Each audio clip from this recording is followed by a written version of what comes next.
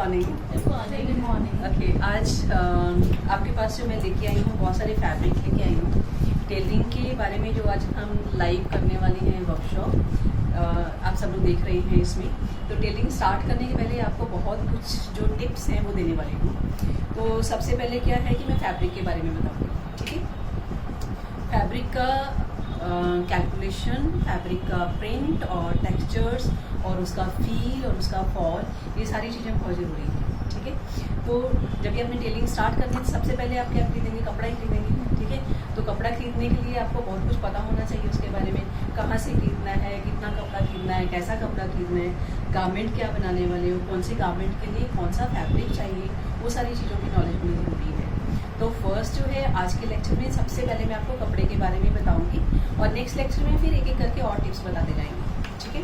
तो आज जो है फैब्रिक का बताऊंगी। तो फैब्रिक मेरे पास कॉटन है, फ्यूजिंग है, लाइनिंग है, बहुत सारे फैब्रिक हैं। तो सबसे पहले मैं आपको फैब्रिक के विड्थ के बारे में बताती हूँ, ठीक है। तो विड्थ के बारे में जानना क्यों ज़रूरी है? क्योंकि जितना कपड़े की चौड़ाई होती है या लंबाई होती है, उसका कैलकुलेशन जब भी हम गारमेंट के हिसाब से करते हैं कि हमें कौन से गारमेंट के लिए कितना कपड़ा चाहिए, उसके लिए पहले आपको कपड़े की विड्थ का पता होना बहुत ज़रूरी है, ठीक है। तो एक सबसे कम विड्थ वाला कपड़ा मैं पहले आपको दिखाती हूँ। ये मेरे पास जो कपड़ा है ये लाइनिंग का कपड़ा है, ठीक है। अस्तर जो लगाते हैं कम सूट के अंदर, तो लाइनिंग का कपड़ा है। ये प्योर कॉटन में भी मिलता है आपको और ब्लेंडेड भी मिलता है। ब्लेंडेड मतलब कॉटन में पॉलिस्टर थोड़ा सा मिक्स है या टैरी मिक्स है, तो उसको ब्लेंडेड फैब्रिक बोलते हैं। प्योर कॉटन मतलब कि सिर्फ कॉटन है, उसमें दूसरा कोई भी फाइबर उसमें नहीं होता है। तो प्योर कॉटन जो है वो थोड़ा श्रिंक होता है वॉश करने के टाइम में। तो वॉश करके जब भी वो श्रिंक होता है तो आपका कपड़ा जब भी आप लाइनिंग लगाते हैं तो ये कम हो जाएगा। तो पहले आपको वॉश करना है, फिर उसको आयरन करना है, फिर आपको सूट में लगाना है।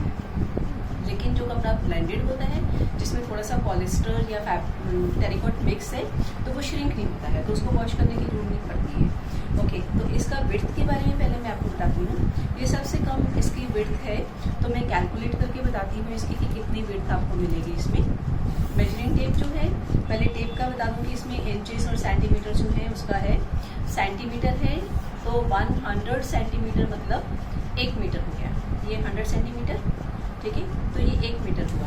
इसके अपोजिट साइड में सेंटीमीटर इंचेस में देखूंगी तो 39.5 इंच मतलब 1 मीटर। तो 39.5 inches is equal to 100 centimetre, ठीक है। तो अभी हम ये कपड़े की विड्थ देख लेते हैं कि ये कितनी है। ये चौड़ाई है कपड़े की, ठीक है। जहाँ से ये थोड़ा सा धागे वागे निकल रहे हैं, फ्रेम है, तो वो चौड़ाई है, ठीक है। तो एंड टू एंड आप कैलकुलेट करते हैं फैब्रिक को इस तरीके से। कितना है ये? 35 इंच, ओके। तो 35 इंच का पन्ना है इसका, ठीक है। और ये साइड जो है ये लंबाई है, ठीक है। ये आपको सैल्वेज दिखाई दे रहा है, कन्नी जो कपड़े की दिखाई दे रही है, किनारी बोलते हैं, ये सैल्वेज इसको बोलते हैं। तो ये लंबाई है। तो लंबाई इसकी चेक कर लेते हैं कितनी है। कितना दिखाई दे रहा है आपको लंबाई? 39.5 मतलब 1 मीटर, ठीक है। तो 1 मीटर कपड़ा है, तो लंबाई जितनी रहेगी आपने ये लेंथ वाली साइड से चेक करनी है और चौड़ाई जो है आपको ये विड्थ वाली साइड से चेक करनी है। तो हमारे पास कपड़े की चौड़ाई कितनी है? 35, ओके। सबसे कम पन्ना है इसका। इसमें और पन्ना भी आपको मिलेगा। इसके अलावा जो है मेरे पास एक प्योर कॉटन का कपड़ा और है। इसकी चौड़ाई हम देखते हैं कितनी है। ये मोस्टली जो सूट के लिए या नाइटी के लिए या जो भी आप बनाने वाले गारमेंट, उसके लिए आपका जो रेगुलर एक कपड़े की चौड़ाई रहेगी, ये चौड़ाई आपको थोड़ी ज़्यादा लग रही है उससे, राइट। तो इसकी चौड़ाई हम चेक कर लेते हैं कितनी है। 45 इंच, ठीक है। तो अपना जो सूट रहते हैं, जो हम पंजाबी सूट वगैरह बनाते हैं, तो उसमें रेगुलर हमें जो चौड़ाई मिलती है कपड़े की 40 इंच, 42 इंच, 43, 44, 45 इंच तक अपने को चौड़ाई मिलती है कपड़े की, ठीक है। ये हो गया कॉटन के। एक और हम चौड़ाई देख लेते हैं। ये थोड़ा बड़ा पन्ना का कपड़ा है। पन्ना किसको बोल रहे हैं? चौड़ाई को बोल रहे हैं, ठीक है। तो इसका हम चेक करते हैं। ये और भी बड़ा है, ठीक है। तो इसका हम चेक करते हैं कितना है। एंड टू एंड आप चेक करेंगे।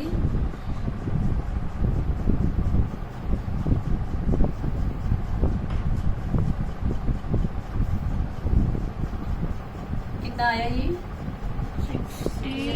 60 इंच, ठीक है। तो ये बड़ा पन्ना हो गया, ठीक है। 60 का पन्ना हो गया। 60 का पन्ना मतलब 35 से ऑलमोस्ट डबल के जितना हो गया, ठीक है। अगर आपको चेक करना है कि कमीज की चौड़ाई जो है आपकी कितनी है, ऑलमोस्ट कमीज का जो दामन रहता है वो इतना आ जाता है, तो मतलब एक ही चौड़ाई में से हमें फ्रंट एंड बैक दोनों मिल सकते हैं, है ना। जो कम पन्ना था उसमें से हमें उतना नहीं मिलेगा।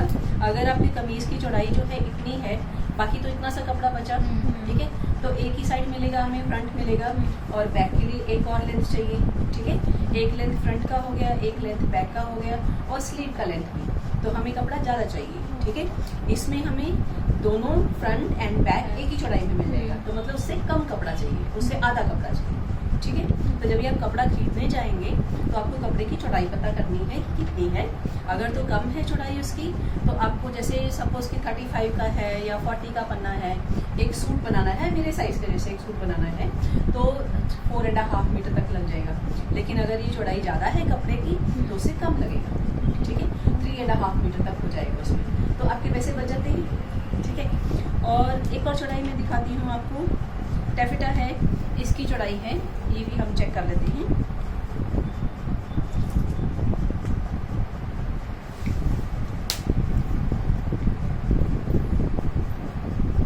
तो अलग अलग चौड़ाई के जो कपड़े हैं उसमें आपको कैलकुलेशन करना आसान पड़ेगा। 44, ठीक है, ओके। तो ये चौड़ाइयाँ हैं हमारे पास कपड़े की। तो एवरेज जो विड्थ रहती है फैब्रिक की वो मैं आपको बताती हूँ कि कितनी रहेगी एवरेज विड्थ।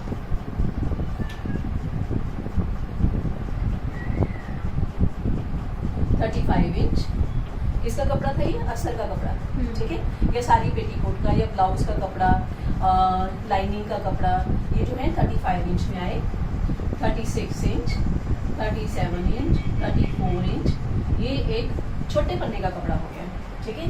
सूट्स के लिए हमें जो कपड़ा मिलता है वो आ जाता है आपका 42 इंच, 44 इंच, 45, 46, 47 तक ये अलग अलग चौड़ाइयाँ हमें कपड़े की मिलती है, ठीक है। बड़ा पन्ना जो है आपका या मेंस वेयर के लिए जो हम ले रहे हैं सूटिंग शर्टिंग के लिए, तो उसकी चौड़ाई हमें कितनी मिलेगी? 54 इंच, 60 इंच, 65 इंच, 70 इंच तक भी हमें मिलेगी। सूटिंग शर्टिंग का कपड़ा या बड़ा पन्ना का कपड़ा जो है, या वेस्टर्न वेयर के लिए जो भी आप ले रहे हैं, उसमें आपको ये चौड़ाइयाँ भी कपड़े की मिल जाती हैं, ठीक है। और एक और विड्थ आपको मिलेगी 90 इंच, 95 इंच, 100 इंच, ठीक है, डबल पन्ना, ठीक है। तो ये इतना बड़ा पन्ना हमें किस लिए चाहिए होता है? इतना बड़ा जो विड्थ है कपड़े का, बेडशीट्स, बेड कवर्स, कर्टेन्स, ठीक है। तो ये सब जो है डबल पन्ना का कपड़ा होम फर्निशिंग के लिए जो गारमेंट पेपर फैब्रिक यूज होता है उसके लिए हमें लगेगा, और ये जो है अपने गारमेंट्स के लिए, ठीक है। ये चौड़ाइयाँ रहेंगी। अभी ये जो मैंने कपड़े की आपको विड्थ बता दी है, उसके बाद में आपको कपड़े की फॉल के बारे में बताती हूँ। फॉल क्या होता है? ड्रेप करने के टाइम में कपड़े का लुक कैसा आ रहा है। जैसे आप साड़ी पहनते हैं तो साड़ी के लिए सॉफ्ट फॉल चाहिए आपको, ताकि उसकी जो चुन्नट आप बना रहे हैं, फॉल आ रहे हैं, एकदम ग्रेसफुल दिखे, ठीक है। फ्रॉक बना रहे हैं, फ्रॉक के भी गैदर्स वगैरह हैं, प्रॉपर स्प्रेड हो, ठीक है। और वो फॉल कैसा रहेगा? अभी ये कपड़ा मैंने उठाया, ये थोड़ा सा क्रिस्पी आपको दिखाई दे रहा है, फ्लफी है, क्रिस्पी है, ठीक है। और ये एक कपड़ा है मैंने उठाया, इसका कैसे प्रॉपर फॉल आ रहा है, ठीक है, सॉफ्ट फ्लो आ रहा है फैब्रिक का। एक और कपड़ा मैंने उठाया, इसका भी कैसे है, सॉफ्ट फ्लो आ रहा है, ठीक है। तो सपोज कि आपको अम्ब्रेला स्कर्ट बनानी है, ठीक है, तो उसके लिए आपको कैसा कपड़ा चाहिए? अम्ब्रेला स्कर्ट के लिए फ्लो होना चाहिए, ठीक है। क्रेप ले सकते हैं, ठीक है, और आप जॉर्जेट ले सकते हैं, ठीक है। इसमें मैं आपको जॉर्जेट दिखाती हूँ, ये जॉर्जेट है, इसका भी सॉफ्ट फ्लो आया हुआ है कपड़े का, ठीक है।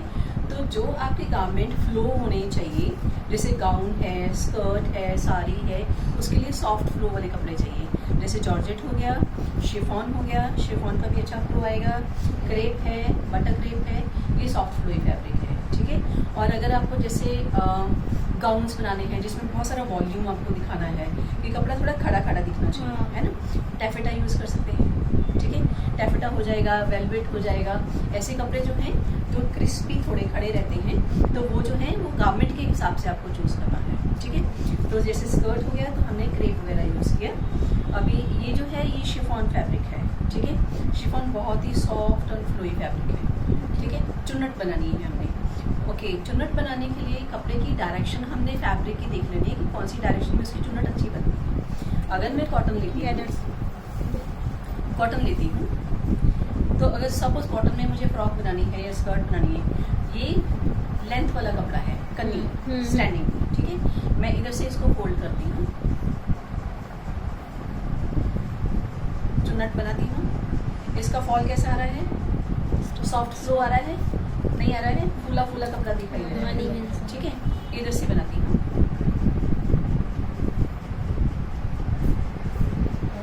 बैठ गई थोड़ी चुन्नट, ठीक है। ओके, तो अगर आप लेंथ ये विड्थ में फोल्ड करेंगे कपड़े को, विड्थ वाली साइड में, तो सॉफ्ट फ्लो आएगा, ठीक है। और अगर आप लेंथ वाली साइड में फोल्ड करेंगे तो थोड़ा सा उसका वॉल्यूम दिखाई देगा आपको, और उसका इतना अच्छा फ्लो नहीं आएगा, ठीक है। साड़ी में भी आपने ऐसे ही देखना है कि कपड़ा कौन सी डायरेक्शन में आप यूज़ कर रहे हैं। सूट बनाने के लिए टाइम में देखना है कि आप कौन सी डायरेक्शन में उसको फोल्ड कर रहे हैं। फ्रिल बनाने हैं अपने, फ्रिल बनाने हैं तो फ्रिल कहाँ से बनेगी? विड्थ वाली साइड से फ्रिल बनेगी, क्योंकि विड्थ में कपड़े का फ्लो अच्छा आ रहा है। फ्रिल को हम लेंथ वाली साइड से फोल्ड करके नहीं बनाएंगे। चुन्नट है, प्लीट है, लेंथ वाली साइड में नहीं करेंगे। फ्रिल अपने कहाँ से काटनी?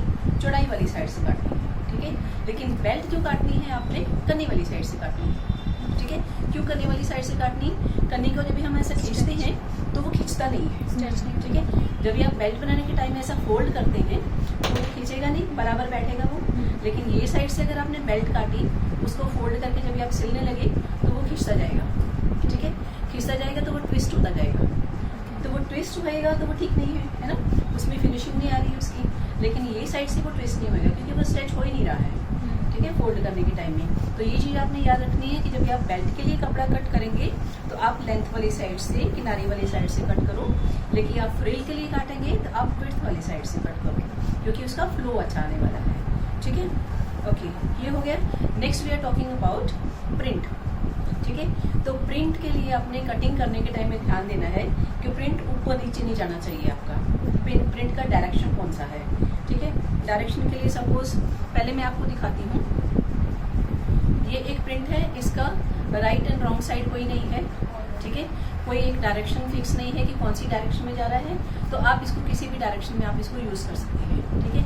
आप इधर से कपड़ा ऐसा रख सकते हैं, इधर रख सकते हैं। आप इसको फोल्ड भी करेंगे तो फ्रंट एंड बैक साइड दोनों सेम आएगा, ठीक है। तो ऑल ओवर सारा प्रिंट सेम है, उसकी कोई डायरेक्शन नहीं है, ठीक है। ये जो कपड़ा है आप देख रहे हैं, इसमें प्रिंट क्या है? वर्टिकल है, ठीक है। तो आपने जो कपड़ा बनाना है, आपको लाइनें आपके ऊपर कैसी चाहिए? सीधी चाहिए या आड़ी चाहिए? अभी ये लेंथ वाइज कपड़ा हम कट करेंगे तो ये वर्टिकल लाइंस आएंगी हमारी बॉडी पे, तो हमारा जो लुक है एक लॉन्ग लुक आएगा, एक स्लिम लुक आएगा। लेकिन यही लाइंस को अगर हम ऐसा यूज़ करेंगे तो एक विड्थ मिलेगा बॉडी को, ठीक है। तो हम लाइंस को ऐसे यूज़ करें, लेकिन हम ये लाइन पे ऐसा यूज़ नहीं करेंगे क्योंकि ये जो चौड़ाई, ये जो लंबाई वाला कपड़ा है, हम लंबाई को लंबे में ही, खड़े में ही काटें, ठीक है। ओके, नेक्स्ट प्रिंट है, एक और प्रिंट है मेरे पास, लार्ज प्रिंट है, वेरी लार्ज प्रिंट, ठीक है। तो ऑल ओवर प्रिंट है, ठीक है। आप किसी भी डायरेक्शन में इसको यूज़ कर सकते हैं, ओके। लेकिन प्रिंट के कलर में डिफरेंस है, ठीक है। कलर्स में ऊपर वाली साइड में रेड कलर ज़्यादा है, नीचे वाली साइड में ब्लू कलर ज़्यादा है, ठीक है।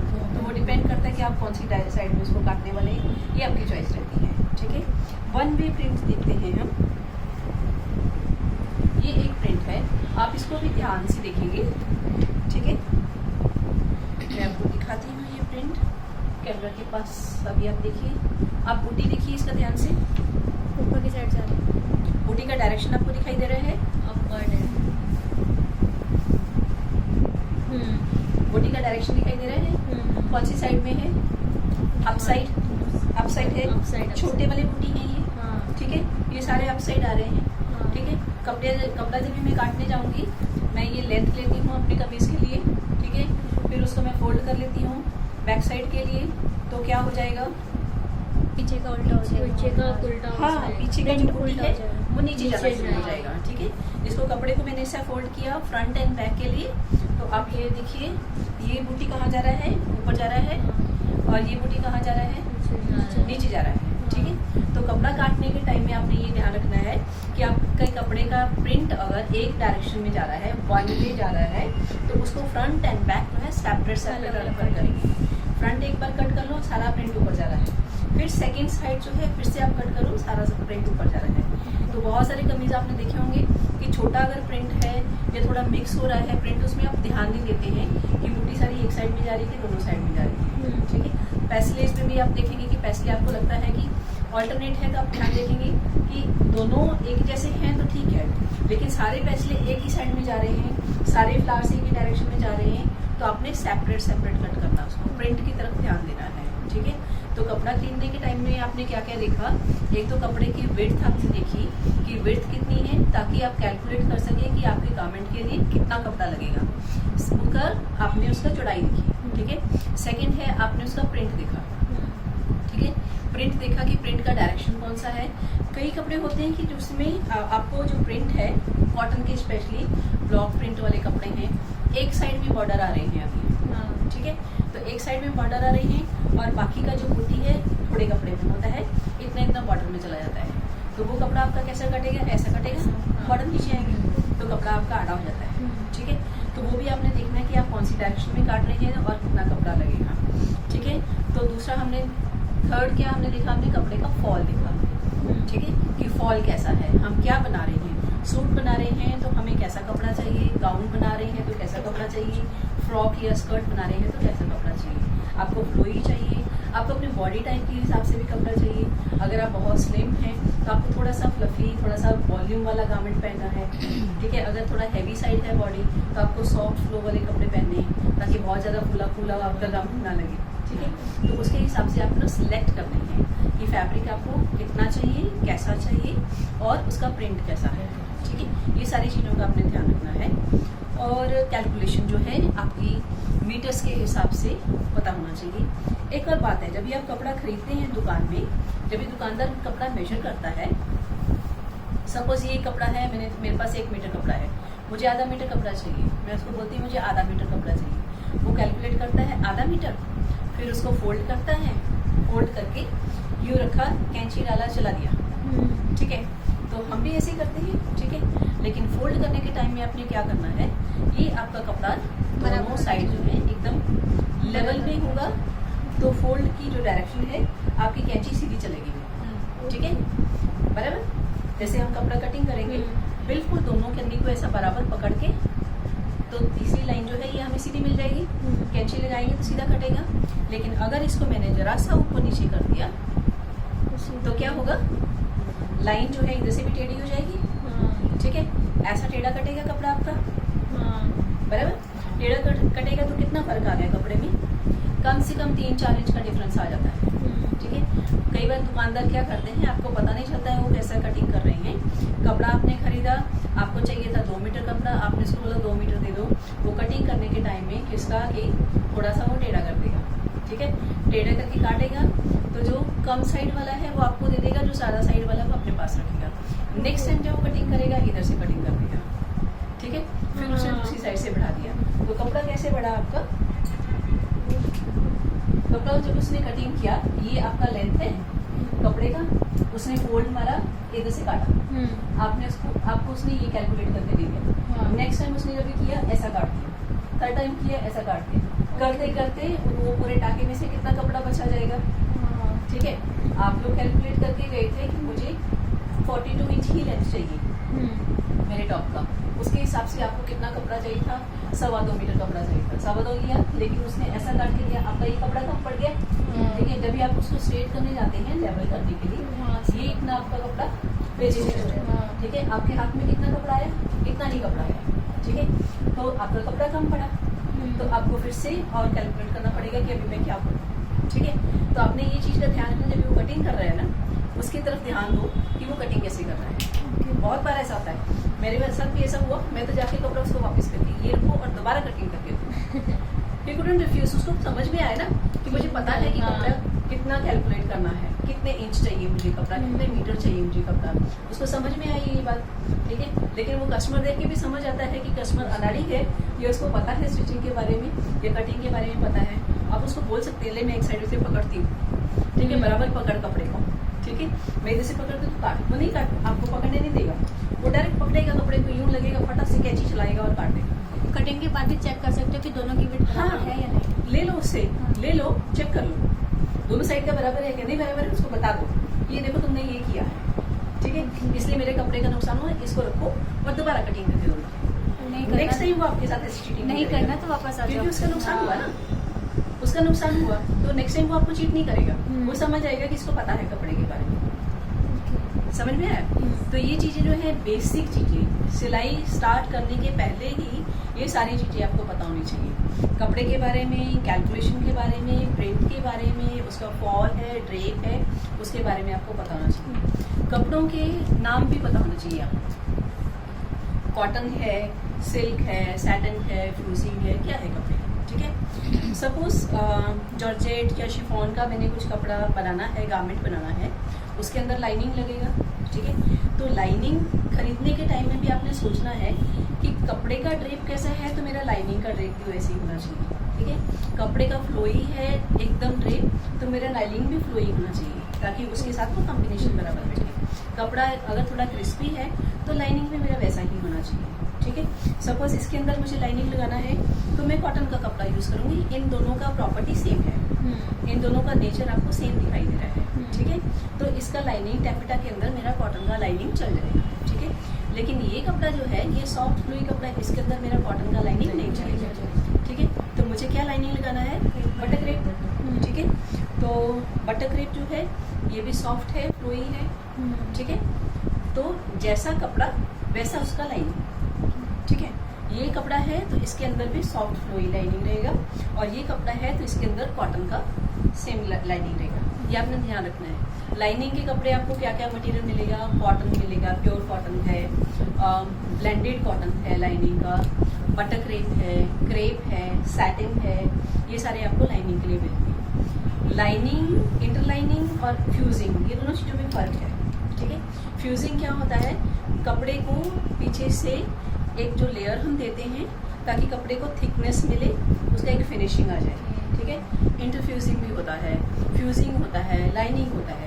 तो इंटरलाइनिंग क्या है, कपड़े के अंदर एक कपड़े का लेयर हमने रखा, एक ऊपर का लेयर है गारमेंट का और एक उसके अंदर का लाइनिंग, वो तो हो गया लाइनिंग का कपड़ा। जो फ्यूजिंग है वो हम आयरन करके वो फैब्रिक के साथ चिपका देते हैं, ठीक है। तो फ्यूजिंग वाला जो कपड़ा है उसमें आपको बहुत सारे अलग अलग फैब्रिक्स भी मिल जाएंगे, ये थोड़ा थिक है, इससे भी पतला कपड़ा आपको मिलेगा फ्यूजिंग का। एक साइड में ग्लू लगा हुआ है, ठीक है। जब भी आप कपड़े के ऊपर इसको रख के ऐसा आयरन करेंगे तो वो चिपक जाएगा कपड़े के साथ, ठीक है। तो कपड़े की थिकनेस बढ़ जाएगी, ठीक है। जैसे हम टैफेटा वगैरह, जैसे हमने बाहर गाउन आपने पिंक कलर का देखा हुआ है ना, तो उसको हमने एक थिक वॉल्यूम दिया कपड़े को।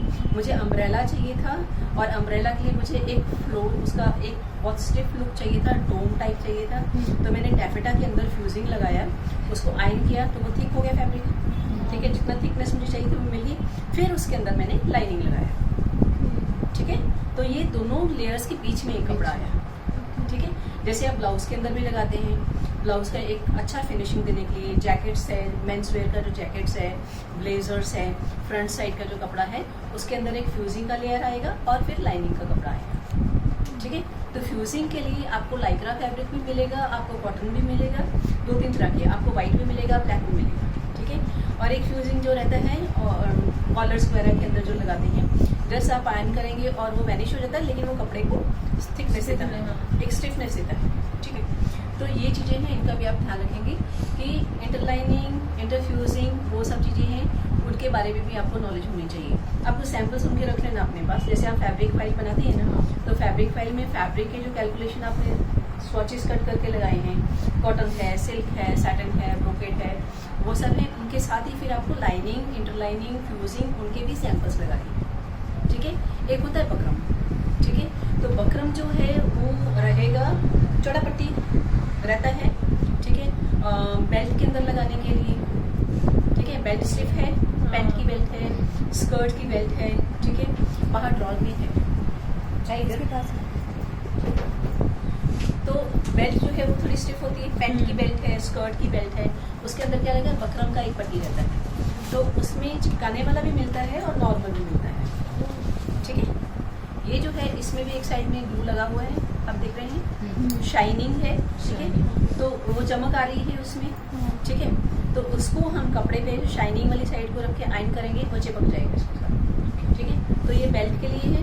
इसमें हमें अलग अलग विड्थ मिल जाती है, आपको 2 सेंटीमीटर का भी मिलेगा, 1 इंच का भी मिलेगा, 1 1/4 इंच, 1 1/2 इंच। ठीक है, और 2 इंच है, 3 इंच का भी विड्थ मिलेगा।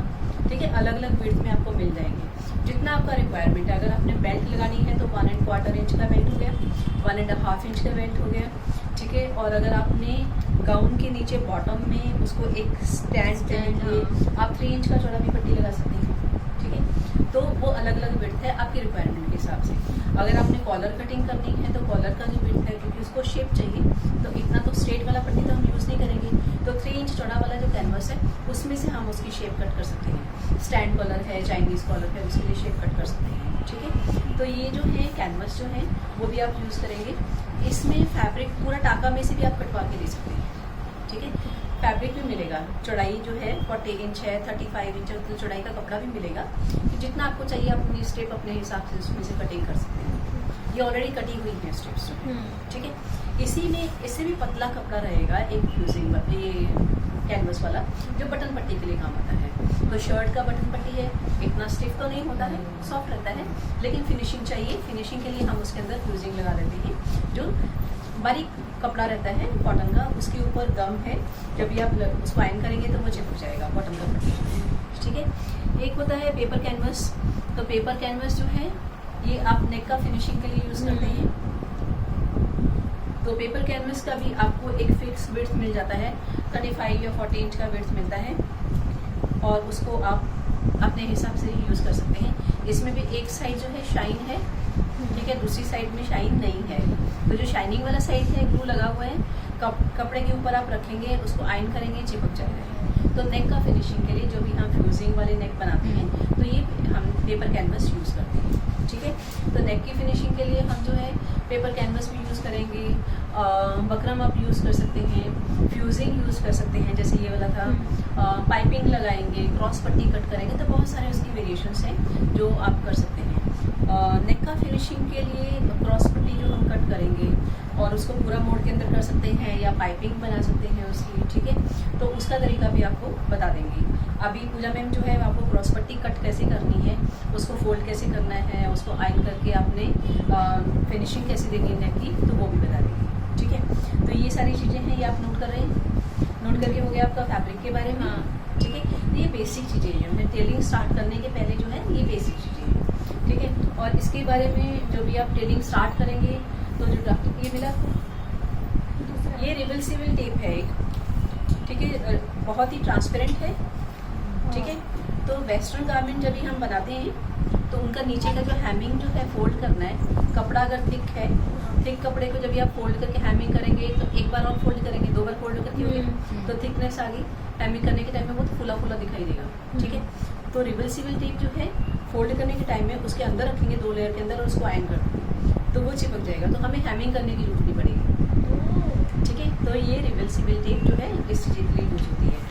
तो वेस्टर्न गारमेंट में आपके पैंट्स का जो नीचे का इन टर्न है, वो फिनिश, हाँ, फिनिशिंग के लिए वो आप कर सकते हैं, स्कर्ट्स के लिए कर सकते हैं, जैकेट्स के लिए कर सकते हैं। तो और इसका एक और पर्पस भी है, कहीं से आपका कपड़ा कुछ कट हो गया, गलती से कट गया, तो उसको भी हम फिनिशिंग कैसे करेंगे कि बिना सिले रिवर्सिबल टेप नीचे रख के हम उसको आयरन कर देते हैं, तो जहाँ से वो कटा है वो बराबर ये चिपका देगा उसको, तो हमें दिखाई नहीं देगा कि हमने कहीं से कुछ स्टिच किया या क्या किया या कट गया है, वो बराबर उसको ब्लेंड कर देगा।